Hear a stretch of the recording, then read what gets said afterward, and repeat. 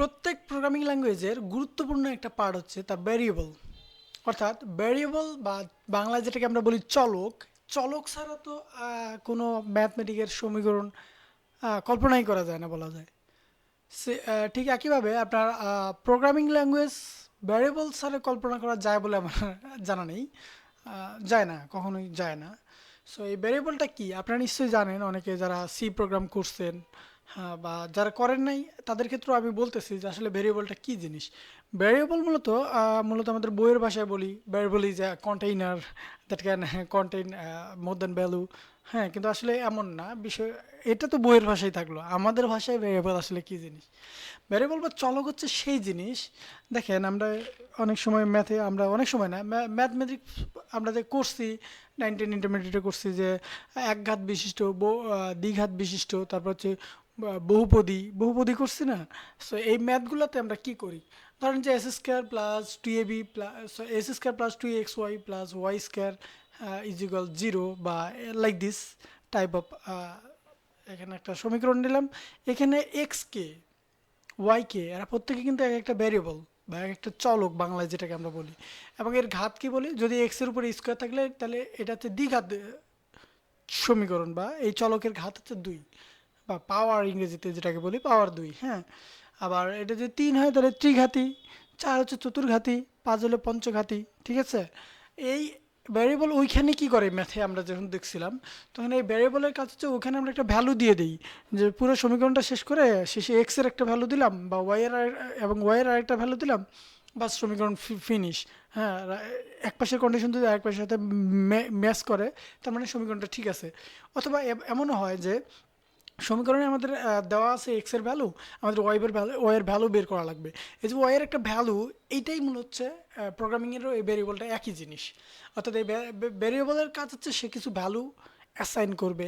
হ্যাঁ, সেটাকে কিছু ভ্যালুকে হোল্ড করে রাখবে, তার ভিতরে ধারণ করে রাখবে, এবং সেটা সময়ের সাথে ব্যবহার করতে দিবে। ঠিক আছে। এখন এই ভ্যারিয়েবল কিভাবে নিব, আর সি প্লাস প্লাস প্রোগ্রামিংয়ে ভ্যারিয়েবল আমরা যেভাবে নিতে পারি। ভ্যারিয়েবল আপনাকে অবশ্যই প্রথমে যে কাজটা করা লাগবে সেটা হচ্ছে ভ্যারিয়েবলের ডেটা টাইপ দেওয়া লাগবে। এখানে ডেটা টাইপ প্রথমে ধরেন ইন্টিজার দিলাম, তারপর ভ্যারিয়েবলের একটা নেম দেওয়া লাগবে। অবশ্যই নেম একটা ইউনিক আইডেন্টিফায়ার, বা এটা এমন একটা নেম দেওয়া লাগবে যাতে ওই একই নামের ভ্যারিয়েবল এই প্রোগ্রামে আর না থাকে। সো এবং হ্যাঁ, ভ্যারিয়েবলের নেম অবশ্যই কেস সেন্সিটিভ।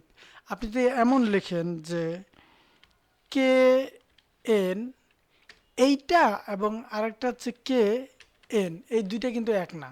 ভ্যারিয়েবল যেই ল্যাঙ্গুয়েজেই যান, সব ল্যাঙ্গুয়েজেই ভ্যারিয়েবল হচ্ছে কেস সেন্সিটিভ। সব ল্যাঙ্গুয়েজ এটাকে এক ধরনের ভ্যারিয়েবল বলবে, এক ধরনের নাম বলবে, এটাকে আরেক ধরনের বলবে। কেন? কারণ এই কেটা ছোট ছোট অক্ষর, স্মল লেটার, এটা হচ্ছে ক্যাপিটাল লেটার, এই কারণেই। সো ভ্যারিয়েবলে আমাদের একটা ভ্যারিয়েবলের নাম লাগবে, তার পূর্বে আমাদের লেখা লাগবে ডেটার টাইপ। সেটা হতে পারে ইন্টিজার, হতে পারে ফ্লোট, হতে পারে ডাবল, হতে পারে ক্যারেক্টার, হতে পারে স্ট্রিং, হতে পারে বিভিন্ন ধরনের টাইপ আছে। আমরা এই ভিডিওতে টাইপ নিয়ে কথা বলবো না। সো তারপরে হচ্ছে আপনার ভ্যারিয়েবলের ভ্যালু অ্যাসাইন করা লাগবে। ভ্যালু অ্যাসাইন করবো কীভাবে, ইজ ইকুয়াল, এখানে যে কোনো কিছু দিতে পারি, এখানে 53 দিতে পারি, বা আরও অনেক কিছুই দিতে পারি। সো এই ভ্যারিয়েবলটাকে আমরা এখন আউটপুট কিভাবে দেখব, আউটপুটে শুধু ভ্যারিয়েবলের নেমটা বলে দেব কে এন। দেখুন কে এন দিয়ে সেভ করে দিলাম, আমাদের আউটপুটে দেখা যাচ্ছে 53, তাই না? যদি আমরা এমন করি যে ভ্যারিয়েবলে কে এন এর পরিবর্তে পরের এনটা স্মল এন দিলাম, তাহলে কি আসে দেখুন। এখানে একটা মেসেজ দিয়ে দিছি, এরর মেসেজ। আমি জানি না এইভাবে দেখা যাচ্ছে কিনা। নিচে একটা মেসেজ দিছি, can was on declared in the scope. এখানে কে আর নামের কোনো ভেরিয়েবল ডিক্লেয়ার করা হয়নি, যেটা আমরা আউটপুট দেখতে চাচ্ছি, এইভাবে বলছে। তার মানে এটা একটা এরর। সো আমি বুঝলাম যে ভেরিয়েবল হচ্ছে কেস সেন্সিটিভ, এবং ভেরিয়েবলের অবশ্যই ইউনিক আইডেন্টিফায়ার হতে হবে, ভেরিয়েবলের একটা ডেটা টাইপ দেওয়া লাগবে, এবং ভ্যালু তো থাকাই লাগবে, তাই না?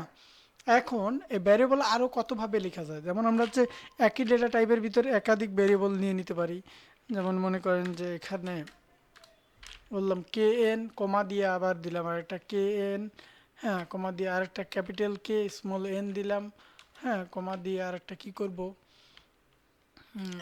স্মল কে নিলাম, ক্যাপিটাল এন নিলাম, এই যে চারটা ভেরিয়েবল এখানে নিছি, ফোর টাইপ অফ ভেরিয়েবল। এবং এই ভেরিয়েবলদের আমরা এইভাবে লিখতে পারি যে এর মান আমরা বাইরে থেকে নিব, বাইরে দিয়ে দেবো ওই লাইনের বাইরে। যেমন মনে করেন যে এখানে অথবা ওইখানেও আমরা মান দিয়ে দিতে পারি যে এদেরকে দিলাম ইজ ইকুয়াল, ধরেন 5, এর ভ্যালু দিলাম 5। তাহলে আমাদের এখন আউটপুটে কি আসবে, আউটপুটে 16, মানে একটা গার্বেজ দেখাচ্ছে। দাঁড়ান, সরি, এটা কমা না দিয়ে এখানে আমাদের কমা, ঠিক আছে, আমাদের ভ্যালুগুলোকে এইভাবে দেওয়া লাগবে যে K N is equal, K N is equal K N is equal,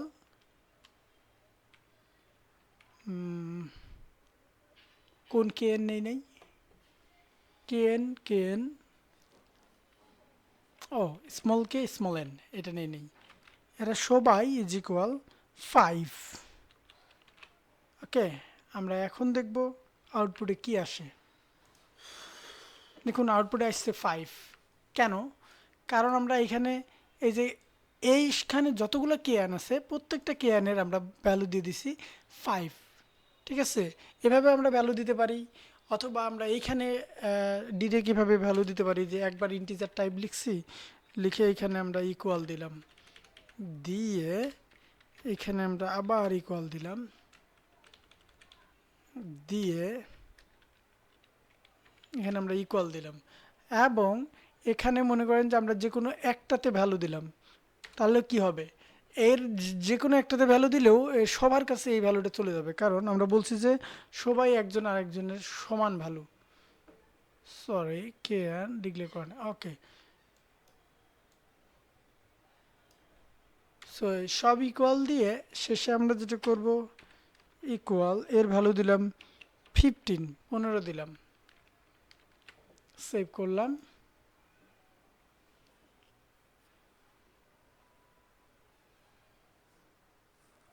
kn wasn't declared in this,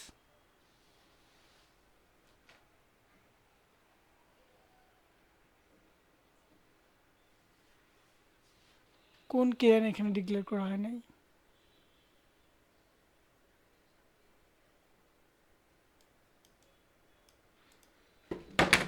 sorry. So এইভাবে আমরা ভ্যারিয়েবল দিতে পারি, কিন্তু ভ্যারিয়েবলের এখানে আরও একটা বিষয় আছে যে ভ্যারিয়েবলের টাইপ শুধু ইন্টিজার না, এখানে আরও একটা টাইপের ভ্যারিয়েবল হতে পারে, যেমন হচ্ছে কনস্ট। কনস্ট, এই কনস্টের কাজ হচ্ছে এই ভ্যালুর, ভ্যারিয়েবলের ভ্যালু যেটা থাকবে, ভ্যালুর মানকে ফিক্সড করে দেওয়া। আমরা এখানে কে এন নিয়ে এর একটা মান দিলাম হচ্ছে 15, এবং এই মানটা যে 15, মানটা হচ্ছে ফিক্সড করে দিবে। দেখুন এখানে এরর দেখানোর কথা, এরর দেখাইছে কেন? কারণ আমরা এখানে কনস্ট লিখে দিছি, কনস্ট্যান্ট, তারপর ডেটা টাইপ ইন্টিজার, তারপর একটা ভ্যারিয়েবলের নেম দিছি। এই নেমের ভ্যারিয়েবলের ভ্যালু এখানেই দেওয়া লাগবে, এবং সেই ভ্যালুটাই ফিক্সড, তারপরে যতই আপডেট দিই কোনো ভ্যালু নিবে না। দেখুন আমরা এইটা বোঝানোর আগে এই কাজটা করি, যে এখানে কে এন কে আমরা বলবো 15, এবং একই কে এন কে আমরা নিচে দিব 7। আউটপুটে আমাদের 7 আসার কথা, যদিও 15 আসার কথা, আসবে 7। দেখুন আউটপুটে আসছে 7, 7। সো কেন 7 আসলো? কারণ আমরা যদিও ইন্টিজার টাইপের ভ্যারিয়েবলই নিছি, ভ্যারিয়েবলের নেম কে এন দিছি এবং এখানে ভ্যালু দিছি 15, তথাপি ভ্যারিয়েবলের নেম ভ্যালুটা চেঞ্জ হয়ে গেছে, 7 হয়ে গেছে, কারণ এর পরবর্তীতে ভ্যারিয়েবলের ভ্যালুটা আপডেট করে দিয়ে দিছি। কিন্তু আমরা যদি এটাকে কনস্ট করে দেই, CONST, কনস্ট যদি করে দেই, তাহলে কি হবে? তাহলে এর পরবর্তীতে আপডেট ভ্যালুগুলো আর নিবে না। দেখুন এখানে এরর দেখানোর কথা, এরর দেখায় দিয়ে দিচ্ছে। Segment of read only variable কেন। ওকে, আমরা এটাকে যদি এখন কেটে দেই তাহলেই কেবল আমাদের ভ্যালু দেখাবে, আদারওয়াইজ আমাদেরকে এরর দেখাবে বারবার। দেখুন এভাবে ভ্যালু দেখাচ্ছে 15। সো এটা একটা ভ্যারিয়েবলের নিয়ম। এবং কনস্ট্যান্ট আপনি এভাবে কনস্ট লিখে যে কোনো কিছু করতে পারবেন। আবার কনস্ট লিখে আপনার ভ্যারিয়েবলের টাইপ আলাদা হতে পারে, CONST। কনস্ট দিয়ে ফ্লোট, ফ্লোট টাইপের ভ্যারিয়েবল নিব আমরা এখানে, ধরেন নলেজ সাবের স্মল কে স্মল এন, নলেজ সাব। এখানে আমরা ভ্যালু দিব 9.8, 9.8 ভ্যালু দিলাম। এখানে কি হবে, এই ডেটা টাইপ হচ্ছে ফ্লোট এবং এর ভ্যালু হচ্ছে আপনার 9.8 দেখাবে, এবং এটা কোনো আপডেট পরবর্তীতে আর নেবে না, ফিক্সড হয়ে গেছে। পরবর্তীতে আমরা যতই চেঞ্জ দেই এর কোনো চেঞ্জ নেবে না, ভ্যালু হচ্ছে 9.8। সো আশা করি আপনারা বুঝতে পারছেন ভ্যারিয়েবল কী জিনিস এবং কীভাবে ভ্যারিয়েবল লিখতে হয়। সো ভিডিওটি দেখার জন্য ধন্যবাদ।